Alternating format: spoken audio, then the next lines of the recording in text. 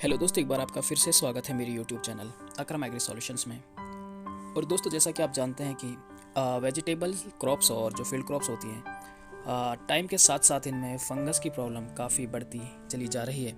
और दोस्तों, फंगस पे हम बार बार जैसे अलग अलग केमिकल्स का, अलग अलग टेक्निकल्स का यूज़ करते आ रहे हैं, तो इसकी वजह से फंगस के अंदर रेजिस्टेंस की प्रॉब्लम डेवलप हो चुकी है, जिसकी वजह से उसे कंट्रोल करना थोड़ा सा मुश्किल होता जा रहा है। तो दोस्तों, इसी कड़ी में एक धानुका का प्रोडक्ट है जो मैं आज की एजुकेशन वीडियो में आपके साथ डिस्कस करने जा रहा हूं। और दोस्तों, इस प्रोडक्ट का नाम है स्पेक्ट्रम।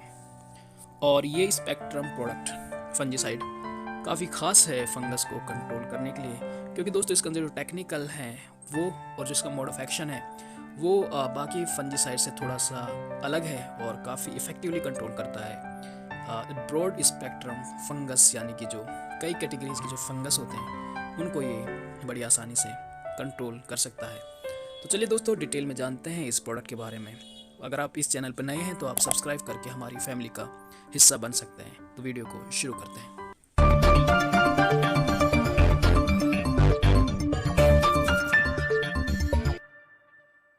इंडिकेट कर रहा है एक्चुअली दोस्तों, स्पेक्ट्रम क्या होता है कि लाइट स्पेक्ट्रम, ये जनरली हम बात करते हैं कि जो लाइट स्पेक्ट्रम होता है उसमें कई सारे कलर्स का एक कॉम्बिनेशन होता है और एक रेंज होती है कलर्स की, जिसे जनरली विबग्योर या फिर इस तरह से जो अलग अलग हमारी जो लाइट होती है उसमें जो कलर की अलग अलग वेवलेंस होती हैं उनको डिफाइन करने के लिए स्पेक्ट्रम का नाम दिया जाता है। और वहीं से नाम स्पेक्ट्रम इस फंजीसाइड के लिए भी यूज किया जा रहा है, क्योंकि जनरली ब्रॉड स्पेक्ट्रम है। और दोस्तों, ब्रॉड स्पेक्ट्रम उन फंजीसाइड्स को कहते हैं जो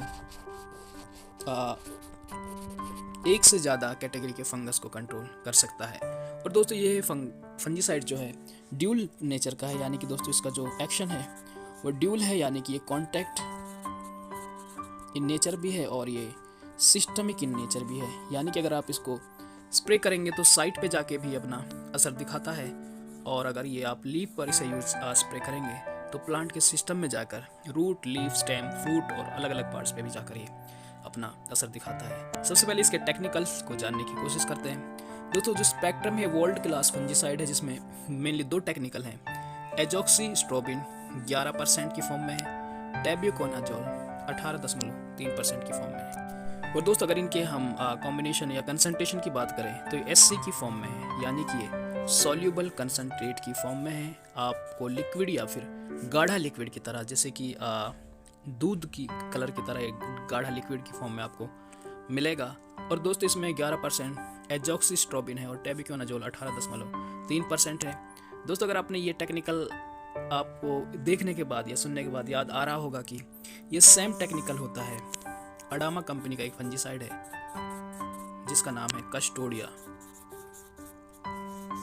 इस पे दोस्तों हमने पहले भी एक वीडियो बना रखी है कस्टोडिया के ऊपर कि उसे किस तरह से किन किन क्रॉप्स में हम यूज़ कर सकते हैं। और इसी टेक्निकल का ये स्पेक्ट्रम फंजीसाइड भी है, पर ये धानुका कंपनी का फंजीसाइड है। दोस्तों, इसका जो काम करने का तरीका वो है कि इनहिबिट करता है, रोकता है फंगस की रेस्पिरेशन को, और इर्गोस्टेरॉल सिंथेसिस जो होता है, एंजाइम फॉर्मेशन जो होता है, उसको ये ब्लॉक करता है। पावरफुल कॉम्बिनेशन है ट्रायोजोल और स्ट्रोबिन, जो ये वाला ग्रुप है आइजॉक्सीस्ट्रोबिन, इस केमिस्ट्री का पावरफुल ये कॉम्बिनेशन है और ये इनहिबिट करता है। और इसके जो रेस्पिरेशन सिस्टम है, फंगस का रेस्पिरेशन सिस्टम, उसको ब्लॉक करता है। और ये सिस्टमिक और ट्रांसलेमिनर मूवमेंट इसका होता है और काफ़ी तेज़ी से प्लांट के अंदर फैलता है। दोस्तों, सिस्टमिक और ट्रांसलेमिनर हमने पहले भी कई सारे फंजीसाइड को डिस्कस किया है। सिस्टमिक दोस्तों, अगर आप उसको कहीं भी स्प्रे करेंगे प्लांट के ऊपर, तो लीफ के थ्रू कहीं भी आप लीफ, स्टेम कहीं पे भी स्प्रे करते हैं तो रूट में भी जाकर अपना काम कर सकता है। तो जो ट्रांसलेमिनर मूवमेंट है ये जनरली कॉन्टैक्ट टाइप ही है। और अगर लीफ के ऊपर, ये सपोज करें लीफ अगर इसके अपर सरफेस पे इसको आप स्प्रे करेंगे तो नीचे की सरफेस पे भी अगर फंगस होगा, जैसा कि दोस्तों जनरली डाउनी मिल्ड्यू के केस में ये होता है कि जो सिम्टम्स हैं वो ऊपर की तरफ अपीयर होते हैं, जो पैचेस होते हैं इरेगुलर पैचेस वो लीफ के ऊपर की तरफ अपीयर होते हैं, और उसके ठीक नीचे कॉटनी फंगस दिखाई देता है। तो उस केस में भी ये जो स्पेक्ट्रम है ये काफ़ी इफेक्टिव है और रैपिड इसका मूवमेंट है, बहुत जल्दी इसका रिजल्ट हमें देखने को मिलता है। इसका टाइप था दोस्तों, मोड ऑफ एक्शन भी कमोबेश यही है कि ये किस तरह से असर दिखाता है। तो ये किल करता है फंगस सेल को, और इनहिबिट करता है सेल मेम्ब्रेन बायोसिंथेसिस को, और सेल्यूलर रेस्पिरेशन को ये मेनली डिस्टर्ब करता है। जब सेल्यूलर रेस्पिरेशन ही नहीं होगा तो अल्टीमेटली फंगस की डेथ हो ही जाएगी। चलते हैं दोस्तों कि किन किन क्रॉप्स में ये हम किन किन डिजीज़ के अगेंस्ट और कितनी डोज हम इसकी लेंगे। तो एप्पल यानी कि सेब की अगर बात करें तो scab, powdery mildew, premature leaf fall disease में इसे हम यूज कर सकते हैं। डोज दोस्तों 300 ml पर एकड़ के हिसाब से आपको लेनी है। जनरली दोस्तों ये जो दवा है ये 1 ml से लेकर 2 ml पर लीटर आप इसे स्प्रे में यूज कर सकते हैं। अनियन यानी कि प्याज के ऊपर जो पर्पल ब्लोच फंगस की वजह से होता है वहाँ पे भी 300 ml पर एकड़ के हिसाब से आपको यूज करना है। चिली यानी मिर्च, एंथ्राकनोज स्पोर्ट्स बनते हैं, और डाईबैक काफ़ी पॉपुलर दोनों ही डिजीज़ है। 300 ml पर लीटर के हिसाब से आपको यूज करना है। पैडी यानी कि धान, ये जनरली हमारी फील्ड क्रॉप्स में इसे यूज करते हैं। ब्लास्ट ऑफ पैडी और सीथ ब्लाइट में इसका काफ़ी अच्छा रोल है और कस्टोडिया का भी काफ़ी अच्छा इफेक्ट है। तो 300 ml पर एकड़ के हिसाब से इसे हम पैडी में यूज कर सकते हैं। अगर पैक साइज़ की बात करें तो इसकी 100 ml, 250 ml और 500 ml और 1 लीटर की पैकिंग में ये कॉम्बिनेशन इसके अलग अलग हमें देखने को मिलते हैं। दोस्तों इसके थोड़े से फीचर्स बड़े इंपॉर्टेंट हैं, वो हम एक बार फिर से डिस्कस कर लेते हैं। ब्रॉड स्पेक्ट्रम, जैसा कि हमने पहले बताया कि ये फंजीसाइड ब्रॉड स्पेक्ट्रम नेचर का है। एक से ज़्यादा फंगस को ये कंट्रोल करने की टेंडेंसी रखता है। सिंगल सॉल्यूशन, वो एक सिंगल सॉल्यूशन में नंबर ऑफ डिजीज़ को ये काबू कर सकता है, तो डोज भी कम लगेगी और स्प्रे भी कम करने पड़ेंगे फार्मर को। मल्टी फंक्शनल एक्शन है दोस्तों, can be used as protective यानी कि कॉन्टैक्ट नेचर का हो सकता है। क्यूरेटिव, एक बार आपने स्प्रे कर दिया तो काफ़ी टाइम तक इसका असर रहेगा।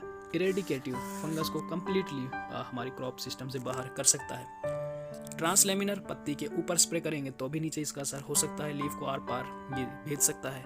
सिस्टमिक मूवमेंट यानी कि प्लांट के सिस्टम में ये चला जाता है, और न्यू ग्रोथ पे अगर फंगस होगा तो वहाँ पर भी इसका असर दिखाई देता है।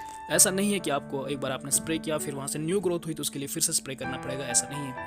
ये प्लांट के सिस्टम में ही इन्वॉल्व हो जाता है और अपना असर दिखाता रहता है। क्विकली एब्जॉर्ब है, क्योंकि दोस्तों एक बार फंगस अगर आ जाता है तो उसे जल्दी से निकालना बेहद ज़रूरी है, तो इसका रैपिड इसका मूवमेंट है। इसके अलावा दोस्तों इसका जो असर है दोस्तों वो लंबे टाइम तक यानी कि लॉन्ग ड्यूरेशन कंट्रोल इसका रहता है, और नंबर ऑफ स्प्रेज को भी ये कम कर देता है। ड्यूल साइट एक्शन है, यानी कि दोस्तों परफेक्ट फिट बैठता है रेजिस्टेंस मैनेजमेंट में। जहाँ पर रेजिस्टेंस की प्रॉब्लम आती है वहाँ पर परफेक्टली फिट बैठता है। तो दोस्तों ये थी कुछ इंपॉर्टेंट बातें इस जो स्पेक्ट्रम फंजीसाइड है धानुका कंपनी की तरफ से उसके बारे में, जिसमें एजॉक्सिस्ट्रोबिन और टेबिकोनाजोल 2 तरह के टेक्निकल्स हैं। उम्मीद है दोस्तों आपको इस वीडियो से काफ़ी कुछ सीखने को मिला होगा। अगर ऐसा है तो आप लाइक करके हमारा हौसला अफजाई कर सकते हैं। हमारी फैमिली का हिस्सा अगर बनना चाहते हैं तो आप इस चैनल पर सब्सक्राइब करके हमसे जुड़ सकते हैं। अभी के लिए दोस्तों धन्यवाद।